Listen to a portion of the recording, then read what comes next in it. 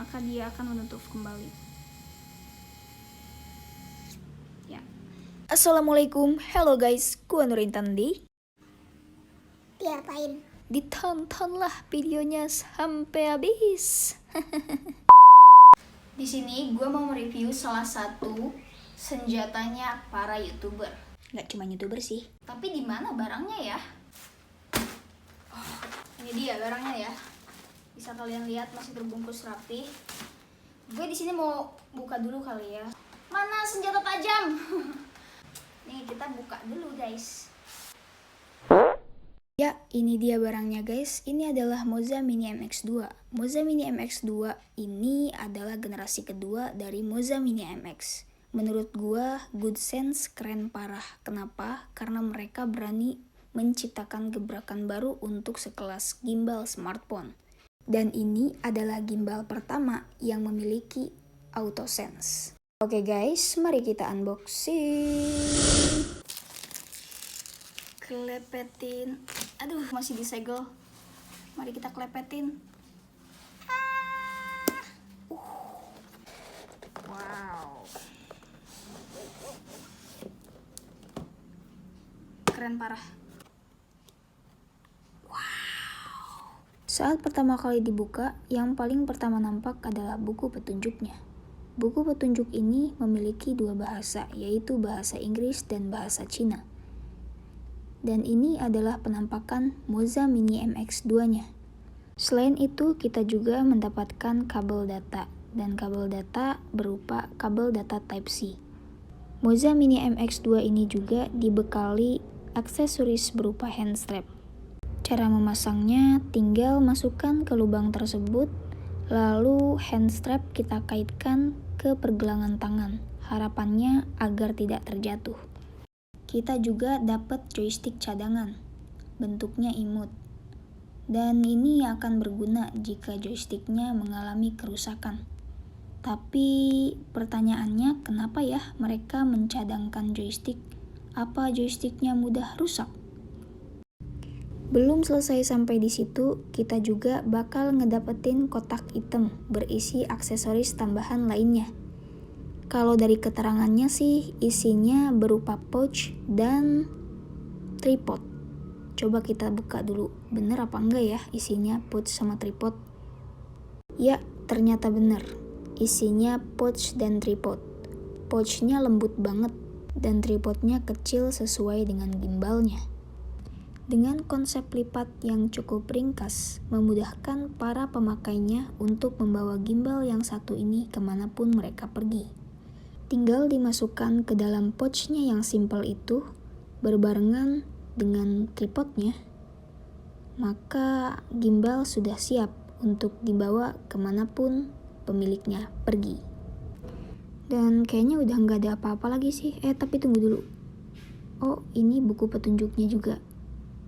Isinya masih seputar bahasa Inggris dan bahasa Cina yang nggak saya ngerti itu.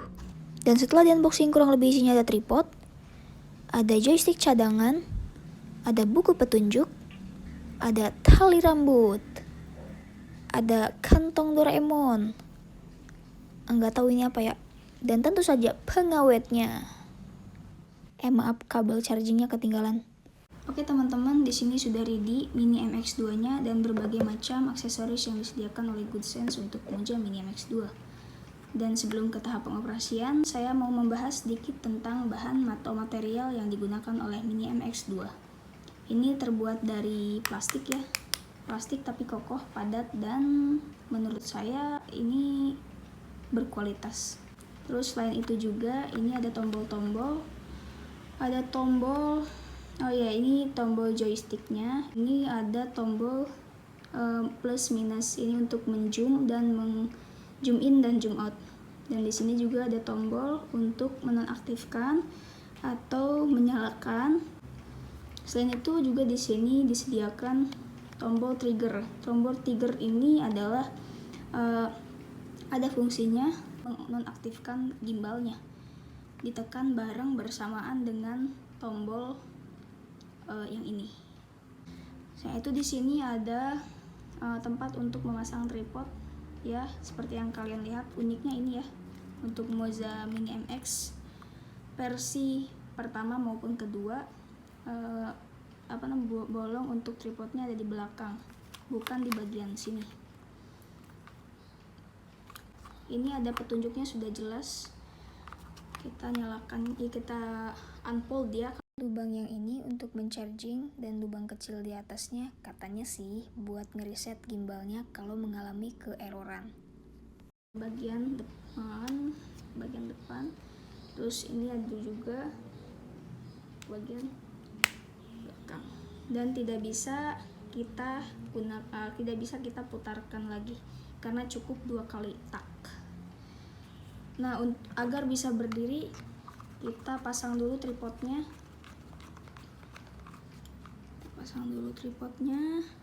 Dan jangan lupa kalian untuk mengecek bagian-bagian kunci dari eksis yang disediakan, yang ada di Moza Mini MX. Ini sudah dibuka ya. Terus selain itu juga ada yang di sini. Ini untuk membukanya berarti ke arah sana ya. Terus ada yang sebelah sini, karena ini sistemnya 3 axis, jadi porosnya ada 3, 1, 2, dan 3 sebelah sini. Nah, ini kita buka dulu. Cukup kuat ya. Di sini ada sensornya. Sensor ini akan berfungsi untuk mendetek handphone yang telah terpasang. Dan di sini ada petunjuk bahwa kamera HP harus ada di sebelah sana. Kita ikuti saja petunjuk ini karena akan mempermudah kita untuk mengoperasikan gimbal ini. Cara untuk mengaktifkannya, cukup tekan tombol ini.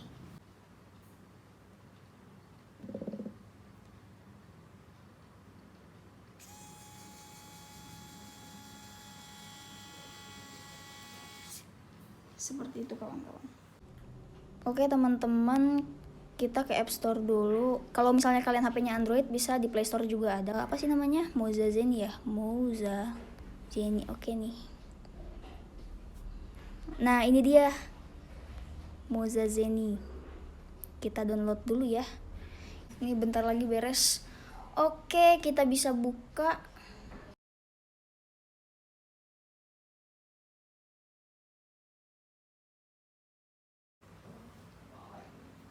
Ini saya sudah menginstal aplikasi untuk Moza Mini MX2. Kita pasang.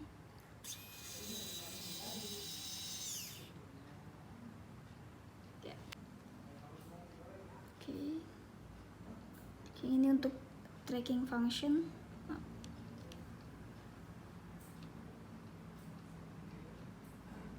Ini untuk tracking function dan ini untuk gesture control. Di sini connect ke Bluetooth.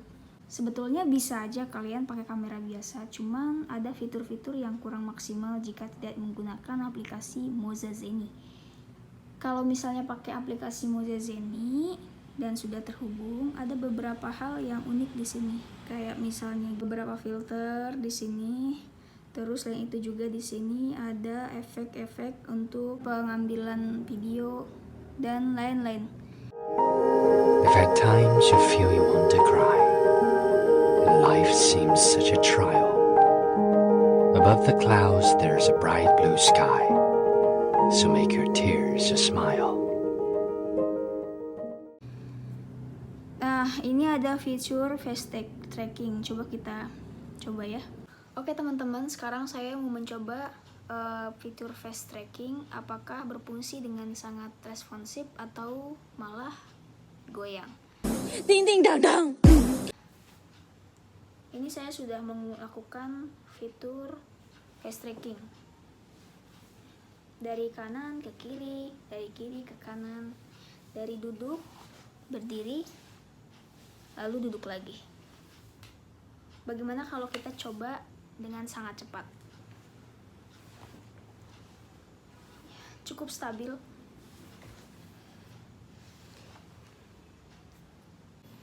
Kalau misalnya kamu ingin men-track ini,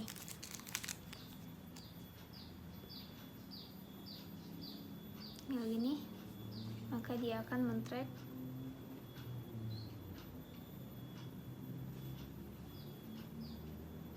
jadi jangan cepet-cepet ya, nanti ketinggalan kayak tadi.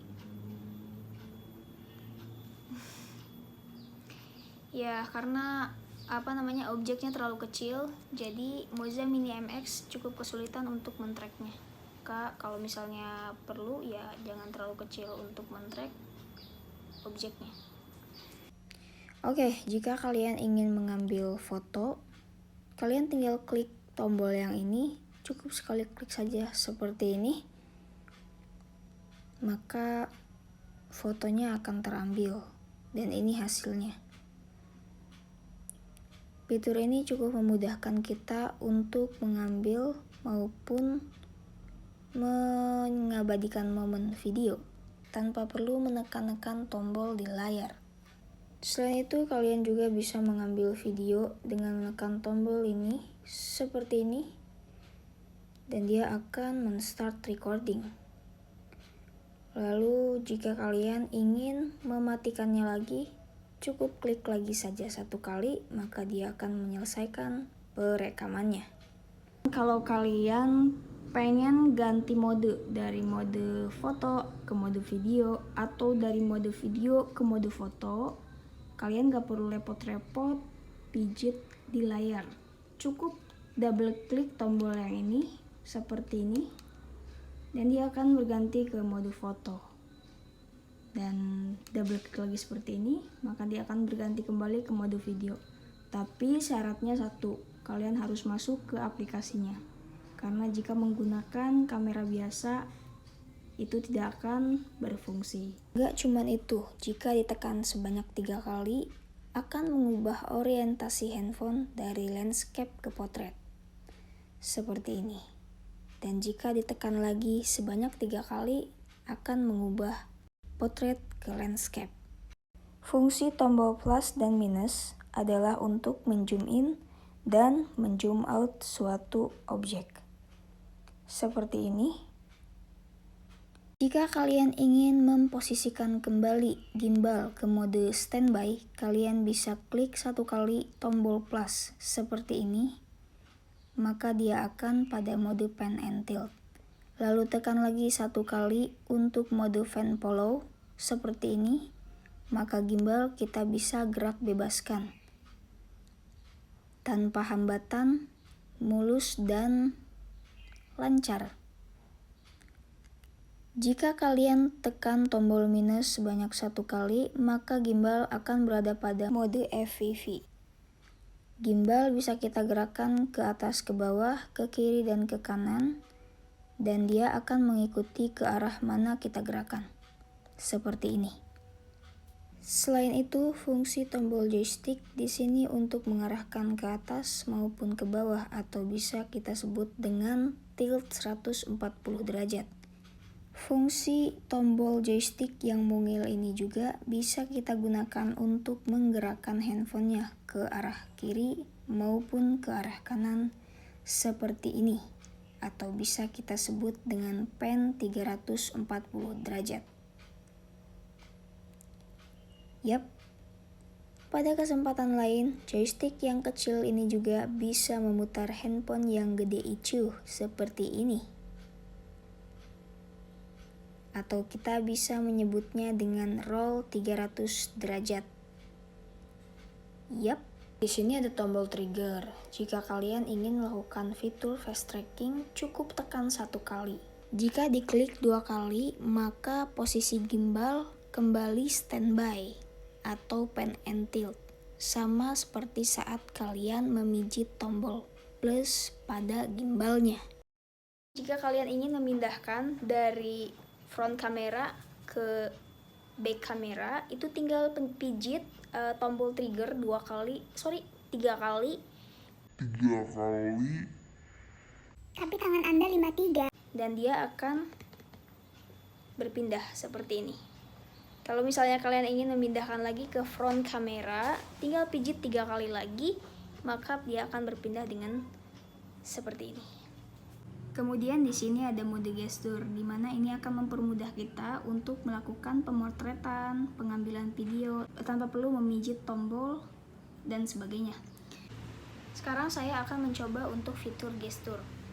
Fitur gestur di sini digunakan untuk memotret video maupun memotret gambar atau merecord video tanpa menekan tombol-tombol yang ada di layar maupun yang ada di Moza Mini MX-nya.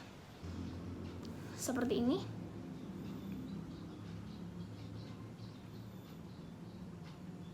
Dan dia akan men-start recording. Kalau misalnya mau memberhentikannya, tinggal seperti ini dan kita kepal. Lalu dia akan memberhentikan video kita. Untuk foto cukup mengacungkan kedua jari kita seperti ini. Maka dia akan mengambil foto kita. Itu dia macam-macam fiturnya. Gimana sekarang kita coba kestabilan videonya. Let's go!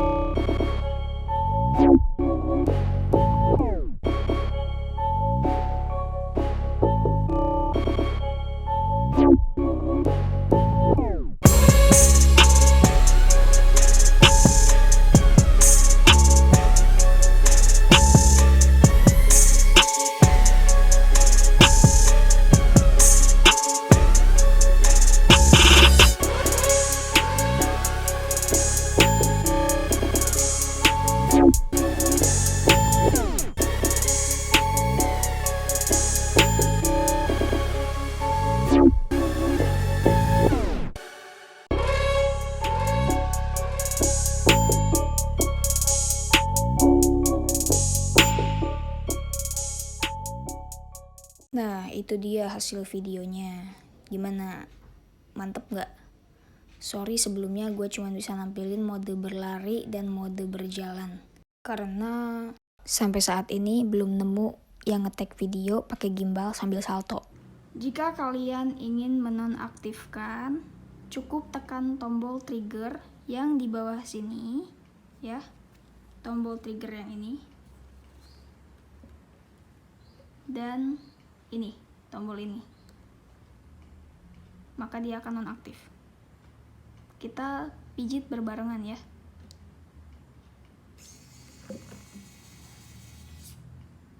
Kita ambil. Maka dia akan menutup kembali. Ya, seperti itu dia. Dia akan otomatis mati.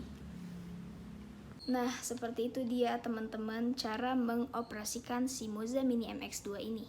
Setiap barang atau gadget pasti memiliki kekurangan dan kelebihan. Yang paling pertama gua notice, Dengan sistem automatic clamping, kita nggak bisa dengan bebas buka tutup bagian klampnya, walaupun gimbalnya punya sendiri.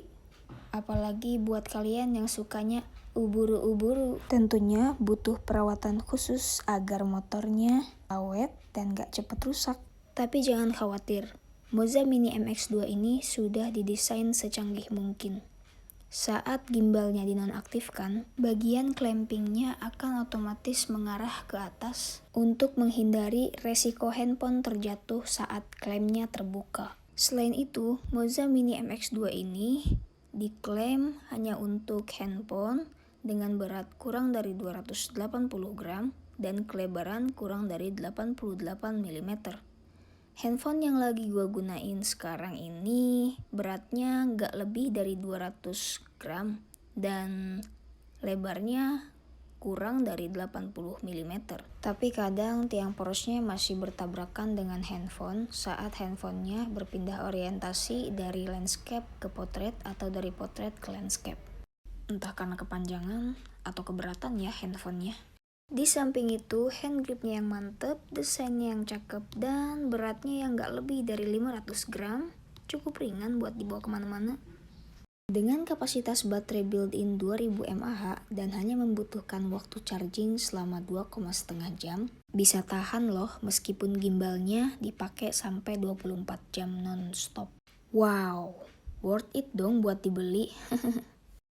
Sejujurnya cukup kagum, cukup terkesan dengan Moza Mini MX-2 ini karena yang pertama dia udah dibekali AutoSense. Itu sebagai kelebihannya. Moza Mini MX-2 ini bisa dibawa dengan simple itu. Cukup melipatnya dan membawanya menggunakan sarung ini cukup mudah untuk dibawa kemana-mana. Dan bahannya yang cukup kokoh dan padat ini kayaknya bakal jadi salah satu gimbal smartphone rekomendasi gua buat kalian yang lagi nyari-nyari gimbal untuk handphone. Buat kalian yang tertarik beli, masih banyak kok di outlet-outlet online. Kemarin gua beli ini seharga 1,3 jutaan dan menurut gua harganya cukup terjangkau sih, soalnya sesuai dengan fungsi dan kebutuhan. Oke guys, gitu aja pembahasan dari aku. Semoga kalian suka dengan pembahasan review Moza Mini MX-2 ini.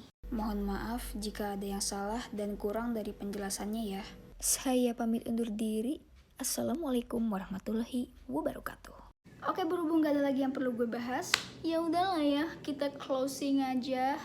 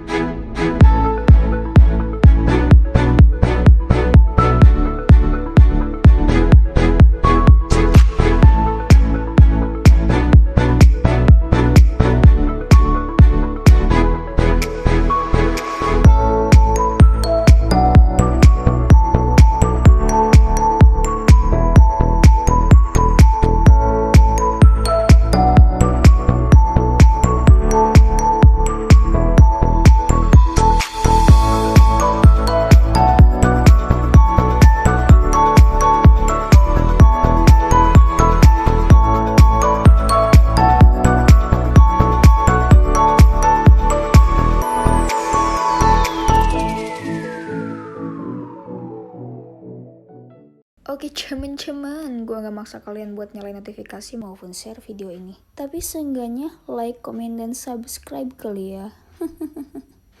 Ngemis.